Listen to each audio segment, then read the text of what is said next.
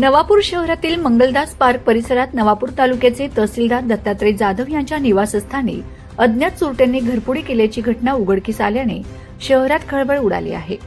भरवस्तीत आणि उच्चभ्रू भागात घडलेल्या या घटनेमुळे नागरिकांमध्ये असुरक्षिततेची भावना निर्माण झाली आहे।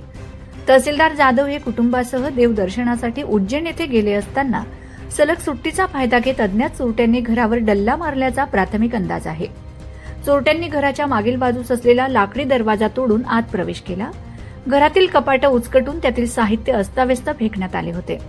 बेड आणि पलंगावरील वस्तूंचीही उचकापाचक करण्यात आली। जाधव यांच्या पत्नीची पर्स तपासून तीही घरात फेकून दिलेल्या अवस्थेत आढळली।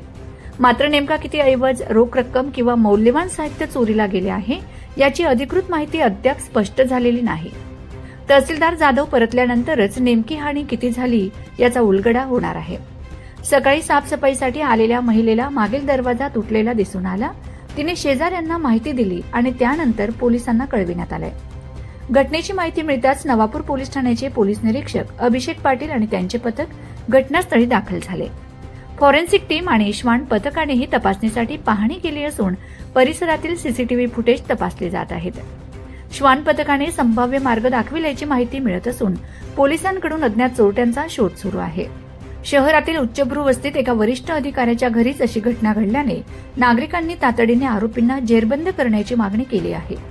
पोलिसांकडून सखोल तपास सुरू असून लवकरच गुन्हेगारांचा माग काढला जाईल असा विश्वास व्यक्त करण्यात येत आहे।